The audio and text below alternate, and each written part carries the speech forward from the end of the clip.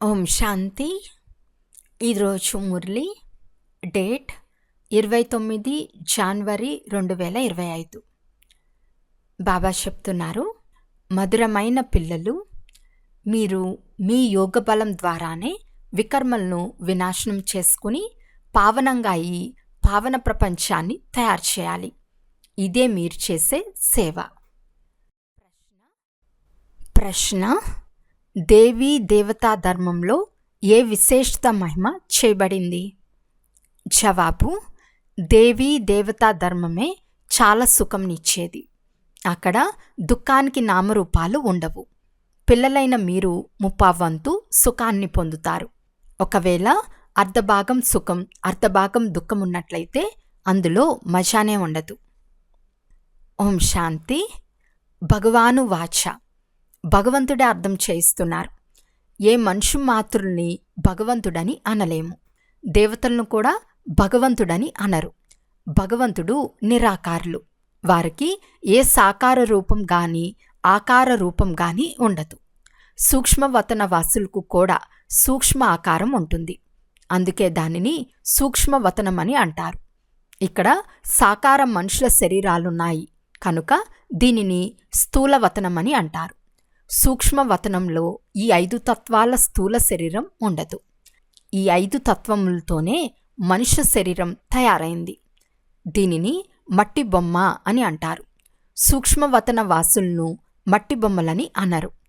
దేవతాధర్మం వారు కూడా మనుషులే, కానీ వారిని దైవీ గుణములు కలిగిన మనుషులని అంటారు. ఈ దైవీ గుణాలను శివబాబా నుండి ప్రాప్తి చేసుకున్నారు. దైవీ గుణాలు కలిగిన మనుషులకు అసురీ గుణాలు కలిగిన మనుషులకు ఎంత వ్యత్యాసం ఉంది? మనుషులే శివాలయము లేక వైశ్యాలయంలో ఉండేందుకు యోగ్యులుగా అవుతారు. సత్యుగాన్ని శివాలయమని అంటారు. సత్యుగం ఇక్కడే ఉంటుంది. మూలవతనంలో గాని సూక్ష్మవతనంలో గాని ఉండదు. అది శివబాబా ద్వారా స్థాపన చేయబడిన శివాలయమని పిల్లలైన మీకు తెలుసు. ఎప్పుడు స్థాపన చేశారు? సంగం యుగంలో. ఇది పురుషోత్తమ సంగం యుగం. ఇప్పుడిది పతిత తమోప్రధానమైన ప్రపంచం. దీనిని సతోప్రధాన నూతన ప్రపంచమని అనరు. నూతన ప్రపంచాన్ని సతోప్రధానమని అంటారు. అదే ఎప్పుడైతే పాతదిగా అవుతుందో అప్పుడు దాన్ని తమోప్రధానమని అంటారు. మళ్ళీ సతోప్రధానంగా ఎలా అవుతుంది? పిల్లలైన మీ యోగబలం ద్వారా. యోగబలం ద్వారానే మీ వికర్మలు వినాశనమవుతాయి. అంతేకాక మీరు పవిత్రంగా కూడా అవుతారు. పవిత్రుల కొరకు తప్పకుండా పవిత్ర ప్రపంచం కావాలి. కొత్త ప్రపంచాన్ని పవిత్రమైన ప్రపంచమని, పాత ప్రపంచాన్ని అపవిత్ర ప్రపంచమని అంటారు. పవిత్ర ప్రపంచాన్ని తండ్రి స్థాపన చేస్తారు. అపవిత్ర ప్రపంచాన్ని రావణుడు స్థాపన చేస్తాడు. ఈ విషయాలను గురించి మనుషులెవ్వరికీ తెలియదు. ఈ 5 వికారాలు లేకుంటే మనుషులు దుఃఖితులై తండ్రిని ఎందుకు స్మృతి చేస్తారు? తండ్రి చెప్తున్నారు, నేను దుఃఖహర్త సుఖకర్తను. 10 తలలున్న రావణుణ్ణి 5 వికారాల దిష్టి బొమ్మను తయారు చేశారు. ఆ రావణుణ్ణి శత్రువుగా భావించి తగలపెడతారు. అలాగని ద్వాపరం ఆది నుండే తగలపెట్టడం ప్రారంభం చేయరు. ఎప్పుడైతే తమో ప్రధానంగా అవుతారో అప్పుడు ఎవరో మతాంతరాలు వారు కూర్చుని ఈ కొత్త విషయాలను తెలియజేస్తారు. ఎప్పుడు ఎవరైనా చాలా దుఃఖాన్ని ఇస్తారో అప్పుడు వారి దిష్టి బొమ్మను తయారు చేస్తారు. ఇక్కడ కూడా మనుషులకు ఎప్పుడైతే చాలా దుఃఖం కలుగుతుందో అప్పుడు ఈ రావణుడు దిష్టి బొమ్మను తయారు చేసి తగలబెడతారు. మీరు ముప్పావంతు సుఖం ఉంటుంది. ఒకవేళ అర్థం దుఃఖం ఉంటే అందులో మజా ఏముంటుంది? తండ్రి చెప్తారు, మీ దేవీ దేవతా ధర్మం చాలా సుఖంనిస్తుంది. ఈ సృష్టి అయితే అనాదిగా ఉంది. ఈ సృష్టి ఎందుకు తయారైంది, ఎప్పుడు సమాప్తమవుతుంది అని ఎవరూ అడగరాదు. ఈ చక్రం తిరుగుతూనే ఉంటుంది. శాస్త్రాల్లో కల్పమాయు లక్షల సంవత్సరాలుగా చూపించారు. తప్పకుండా సంగం యుగం కూడా ఉంటుంది. ఆ సమయంలోనే సృష్టి పరివర్తన అవుతుంది. ఇప్పుడు మీరు ఎలా ఫీల్ చేస్తున్నారు? అలా వేరెవ్వరూ అర్థం చేసుకోలేరు. బాల్యంలో రాధాకృష్ణుల్నే పేర్లు ఉంటాయి. తర్వాత స్వయంవరం జరుగుతుంది. ఇరువురు వేరువేరు రాజధానులకు చెందినవారు. తర్వాత వారి స్వయంవరం జరుగుతుంది. అప్పుడు వారు లక్ష్మీనారాయణులుగా అవుతారని కూడా వారికి తెలియదు. ఈ విషయాలన్నీ తండ్రి అర్థం చేయిస్తున్నారు. తండ్రియే జ్ఞానపూర్ణులు, అలాగని వారు సర్వజ్ఞులు అని కాదు. ఇప్పుడు తండ్రి వచ్చి జ్ఞానాన్ని ఇస్తున్నారని మీకు తెలుసు. జ్ఞానం పాఠశాలలో లభిస్తుంది. పాఠశాలలో ముఖ్య లక్ష్యం తప్పకుండా ఉండాలి. ఇప్పుడు మీరు చదువుకుంటున్నారు. చీచీ ప్రపంచంలో రాజ్యపాలన చేయలేరు. పుష్పాల ప్రపంచంలో రాజ్యపాలన చేస్తారు. రాజయోగాన్ని సత్యుగంలో ఎవరూ నేర్పించరు. సంగం యుగంలోనే తండ్రి రాజయోగాన్ని నేర్పిస్తారు. ఇది అనంతమైన విషయం. తండ్రి ఎప్పుడు వస్తారో ఎవరికి తెలియదు. గాఢ అంధకారంలో ఉన్నారు. జ్ఞానసూర్యుని పేరుతో జపాన్ దేశం వారు తమను సూర్యవంశీయులని చెప్పుకుంటారు. వాస్తవానికి దేవతలు సూర్యవంశీయులు. సూర్యవంశీయుల రాజ్యం సత్యయుగంలో ఉండేది. జ్ఞానసూర్యుడు ఉదయించాడు కనుక భక్తి మార్గంలోని అంధకారం సమాప్తమైపోయిందని గాయనముంది. కొత్త ప్రపంచం పాతదిగా, పాత ప్రపంచం మళ్ళీ కొత్తదిగా అవుతూ ఉంటుంది. ఇది అనంతమైన పెద్ద ఇల్లు. ఇది ఎంతో పెద్ద రంగస్థలం. సూర్యుడు, చంద్రుడు, నక్షత్రాలు చాలా సేవ చేస్తాయి. రాత్రి సమయంలో చాలా పని నడుస్తుంది. ఇలాగే కొందరు రాజులు పగళ్ళు నిద్రిస్తారు. రాత్రి సమయంలో తమ సభ మొదలైనవి నడిపిస్తారు, కొనుగోలు చేస్తారు. ఇది ఇప్పటికీ అక్కడక్కడ జరుగుతుంది. పరిశ్రమలు మొదలైనవి రాత్రి సమయంలో నడుస్తాయి. ఇవి హద్దులోని రాత్రింబవళ్ళు. అది బేహద్ విషయం. ఈ విషయాలు మీ బుద్ధిలో తప్ప వేరెవ్వరి బుద్ధిలో లేవు. వారికి శివబాబా గురించి కూడా తెలియదు. తండ్రి ప్రతి విషయాన్ని అర్థం చేయిస్తూ ఉంటారు. ప్రజాపిత బ్రహ్మ అని బ్రహ్మ గురించి కూడా అర్థం చేయించారు. తండ్రి ఎప్పుడు సృష్టిని రచిస్తారో అప్పుడు తప్పకుండా ఎవరిలోనైనా ప్రవేశిస్తారు. పావనమైన మనుషులైతే సత్యుగంలో మాత్రమే ఉంటారు. కలియుగంలో అందరూ వికారాల నుండి జన్మిస్తారు. అందుకే పతితులని అనబడతారు. వికారులు లేకుండా సృష్టి ఎలా నడుస్తుంది అని మనుషులు ప్రశ్నిస్తారు. అరే, మీరు దేవతలను సంపూర్ణ నిర్వీకారులు అని అంటారు. చాలా శుద్ధంగా వారి మందిరాలను నిర్మిస్తారు. బ్రాహ్మణులను తప్ప ఎవరిని లోనికి అనుమతించరు. వాస్తవానికి ఈ దేవతలను వికారులెవ్వరూ తాకలేరు. కానీ వర్తమాన సమయంలో ధనం ద్వారా అన్నీ జరుగుతాయి. కొందరు తమ ఇంట్లో మందిరాలు మొదలైనవి నిర్మించుకున్న బ్రాహ్మణులనే పిలుస్తారు. ఇప్పుడు బ్రాహ్మణులు కూడా వికారులే. కేవలం పేరుకు మాత్రం బ్రాహ్మణులు. ఈ ప్రపంచమే వికారీ ప్రపంచం. కనుక పూజ కూడా వికారుల ద్వారానే జరుగుతుంది. నిర్వీకారులు ఎక్కడి నుండి వస్తారు? నిర్వీకారులు సత్యుగంలో మాత్రమే ఉంటారు. వికారాల్లోకి వెళ్ళినా వారిని నిర్వీకారులు అని అనేందుకు వీలు లేదు. శరీరం అయితే వికారాల నుండి జన్మించింది కదా.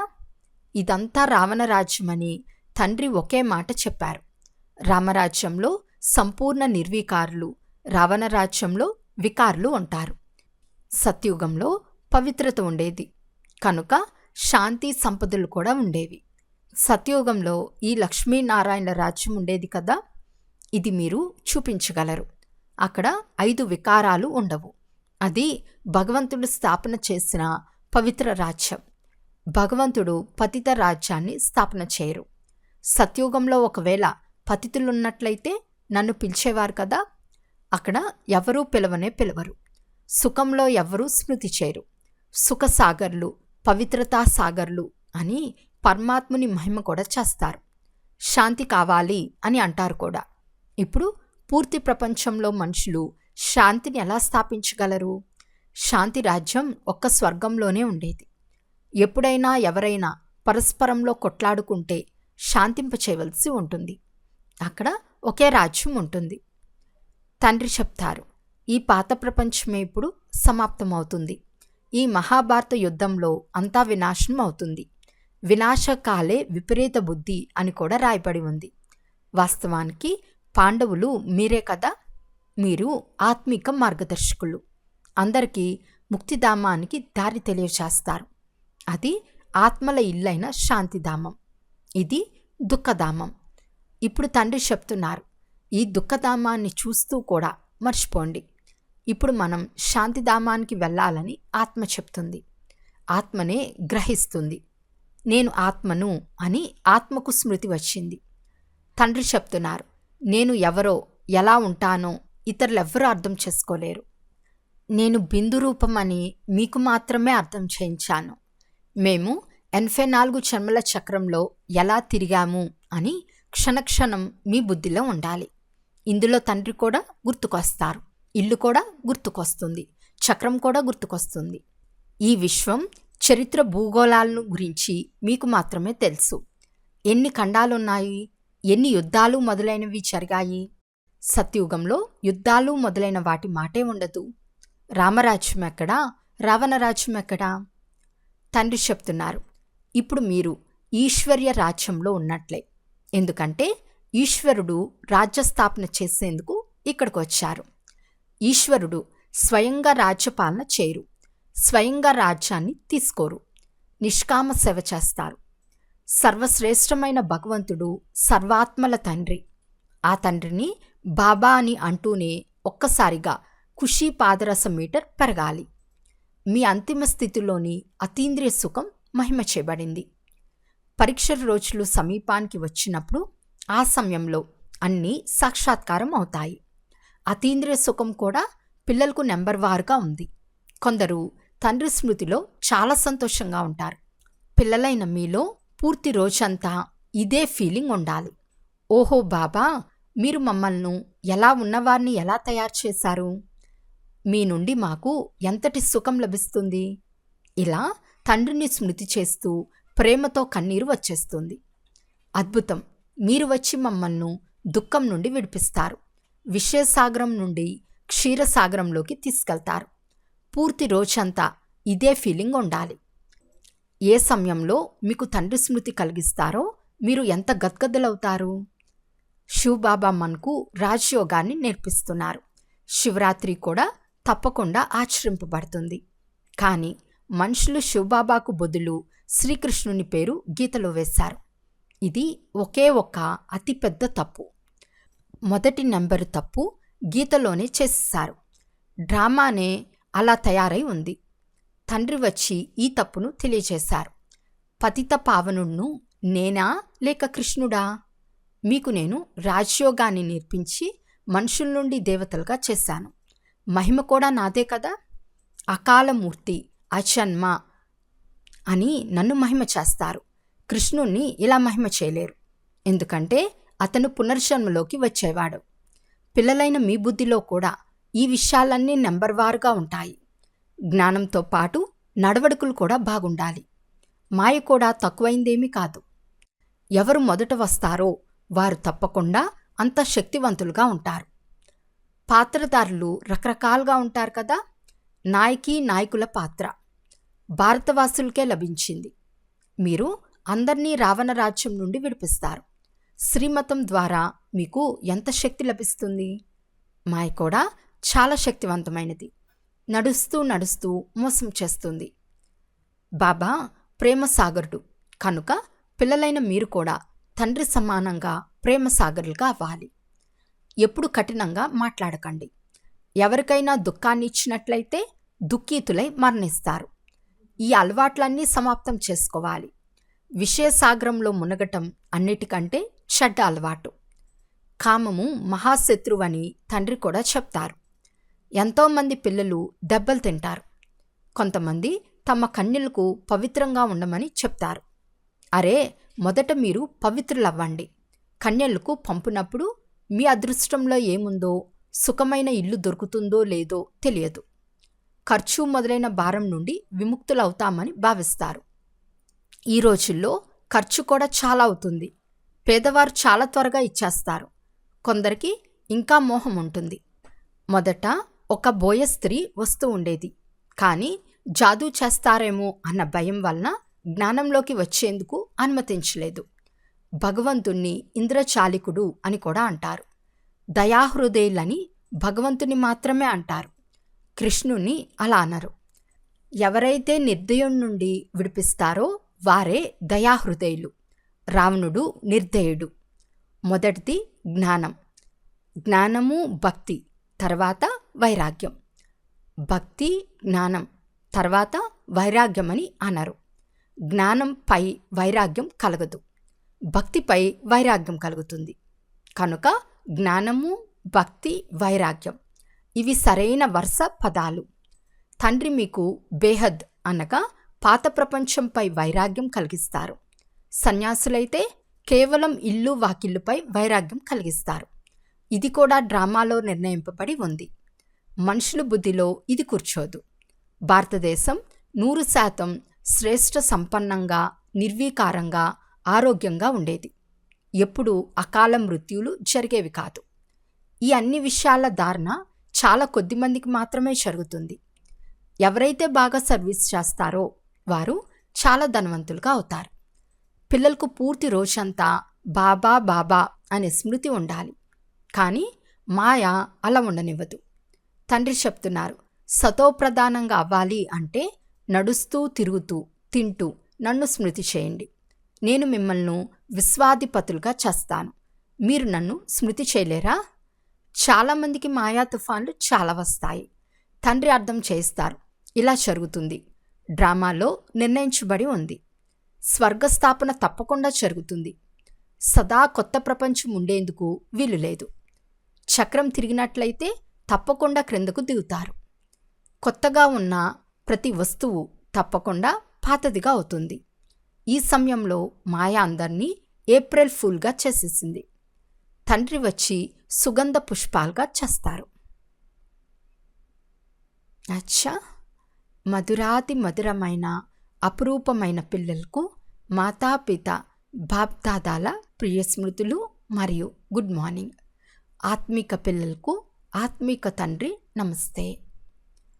ఆత్మిక తండ్రికి ఆత్మిక పిల్లల యొక్క ప్రియ స్మృతులు మరియు నమస్తే నమస్తే నమస్తే. ధారణ కొరకు ముఖ్య సారము. ఫస్ట్ పాయింట్, తండ్రి సమానం ప్రేమ సాగర్లు కావాలి. ఎప్పుడూ ఎవరికి దుఃఖంనివ్వరాదు. కటు వచనాలు మాట్లాడరాదు. చెడు అలవాట్లు సమాప్తం చేయాలి. సెకండ్ పాయింట్, బాబాతో మధురంగా మాట్లాడుతూ, ఓహో బాబా, మీరు మమ్మల్ని ఎలా ఉన్నవారిని ఎలా తయారు చేశారు? మీరు మాకు ఎంత సుఖంనిచ్చారు? బాబా, మీరు క్షీరసాగరానికి తీసుకెళ్తున్నారు. ఈ ఫీలింగ్లోకి రావాలి. పూర్తి రోజంతా బాబా బాబా అను స్మృతి ఉండాలి.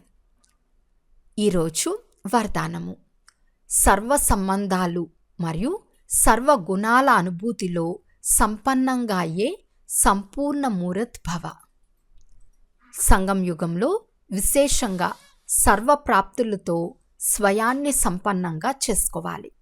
అందుకు సర్వ కషానాలు, సర్వ సంబంధాలు, సర్వ గుణాలు మరియు కర్తవ్యాలను ముందుంచుకొని అన్ని విషయాలలో అనుభవీలుగా అయ్యామా అని చెక్ చేసుకోండి.